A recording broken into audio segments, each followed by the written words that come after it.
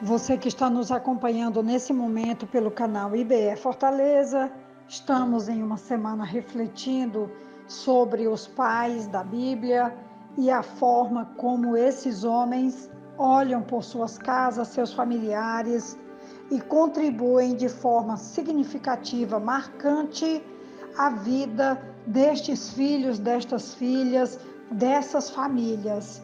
Hoje, nós queremos chamar sua atenção sobre esse pai, esse marido e também esse homem, que é um homem de família e que a Bíblia diz que ele marcou a sua existência por honrar a Deus, por glorificar a Deus e por ser um homem reto que se desviava do mal e que andava na presença de Deus e que amava também a sua família. Este homem é Jó.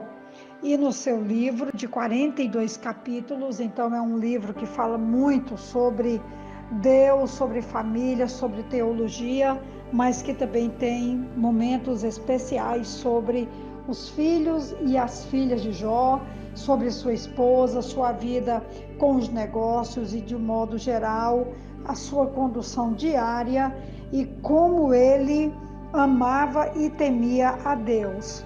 Jó, capítulo 1, versículo 1, diz: Havia um homem na terra de Uz, cujo nome era Jó, e este era homem sincero, reto e temente a Deus, e desviava-se do mal. Nasceram-lhe 7 filhos e 3 filhas.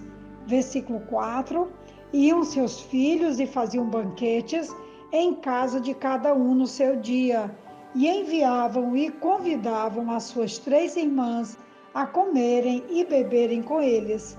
Sucedia, pois, que, tendo decorrido o turno de dias de seus banquetes, enviava Jó e os santificava, e se levantava de madrugada, oferecia holocaustos, segundo o número de todos eles, porque dizia Jó: porventura pecaram meus filhos e blasfemaram de Deus no seu coração. Assim o fazia Jó continuamente. Completei aqui versículo 5. Eu quero inicialmente falar sobre a integridade desse homem, poder olhar para ele com as escolhas que ele pôde fazer. E uma das suas escolhas foi andar reto na presença de Deus. O texto diz que ele era um homem íntegro. Esse termo, íntegro, literalmente quer dizer completo, que não significa sem pecado, mas um homem de honradez, reto, com o temor de Deus no seu coração, que se desviava do mal, quer dizer, ele rejeitou as oportunidades que tinha para cometer pecados. E ele preveniu o mal, é a antítese de satisfazer os maus desejos. Podemos desviar-nos do mal ao andarmos pelo caminho reto. Jó dedica sua vida a fugir da iniquidade e aproximar-se de Deus. É muito interessante podermos olhar a vida desse homem, como eu já citei, que ele era um pai, que também era marido e que também ele era um patrão. E como cada papel desse exigia dele alguns princípios, Jó nos presenteia com todas essas afirmações e que nos desafia também, como família, a poder andar na presença do Senhor. Jó era um pai que se preocupava de forma preventiva. Ao dizer, talvez os meus filhos tenham pecado, ele fazia tudo o que podia para tirá-los disso. É bem melhor ajudar nossos filhos de maneira preventiva, como nós acabamos de ouvir que o versículo 4 e o versículo 5, por conta dos banquetes que eles davam, Jó então orava, fazia sacrifícios, clamava ao Senhor que se porventura tivesse havido algum pecado, alguma impiedade, o Senhor aceitasse esse sacrifício por conta de algum desvio na vida dos seus filhos.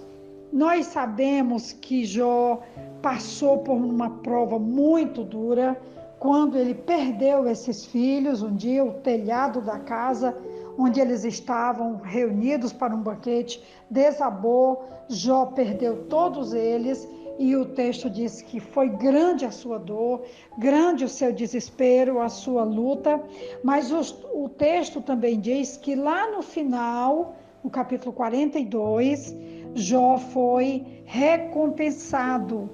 Versículo 5 do capítulo 42 de Jó: com o ouvido os meus ouvidos ouvi, mas agora te veem os meus olhos. Numa versão mais atual diz: antes eu te conhecia de ouvir falar, mas agora os meus olhos te contemplam. Jó teve uma experiência extraordinária com Deus, depois de ter passado todo aquele tumulto, todas aquelas provas em que ele, além de ter perdido os filhos e as filhas, ao total de 10, ele também perdeu a saúde, perdeu a honra, perdeu tantas vezes a alegria, mas o texto vai nos dizer que Jó foi restituído pela graça do Senhor. Nesse mesmo capítulo 42, versículo 10, o Senhor virou o cativeiro de Jó quando orava pelos seus amigos, e o Senhor acrescentou a Jó outro tanto em dobro a tudo quanto dantes possuía.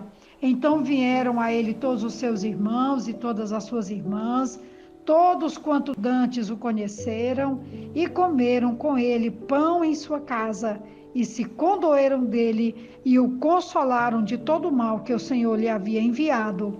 E cada um deles lhe deu uma peça de dinheiro, e cada um pendente de ouro.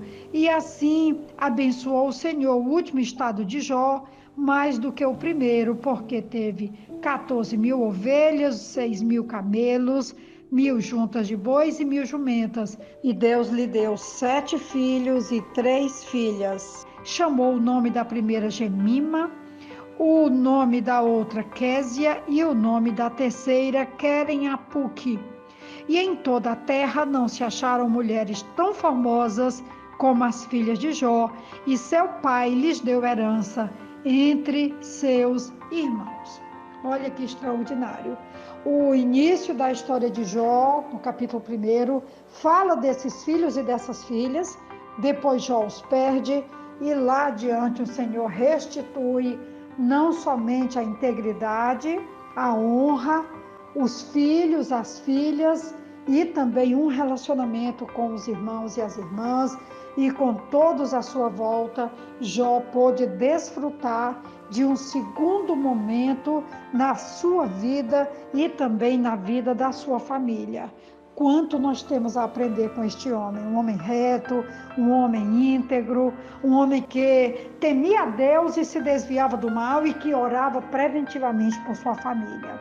E eu quero aqui hoje agradecer a todos os papais e mamães que têm esse hábito de orar, de interceder, de crer, de buscar, de ensinar e de jamais desistir dos seus filhos. Que Deus então nos abençoe, nos ajude e nos conduza por caminhos de honradez familiar para a glória do seu nome. Jó nos inspira, além do seu sofrimento, de como ele resistiu e venceu, triunfou, a forma como também ele lutou pelos seus filhos e suas filhas, pela sua casa, pela sua família. Que Deus nos abençoe e nos conduza com a mesma postura de Jó. Aqui quem vos fala é a pastora Betinha, da Igreja Batista Esperança, e eu estou contigo também nessa luta por famílias que se rendem e que adoram a Deus verdadeiramente. Um grande abraço.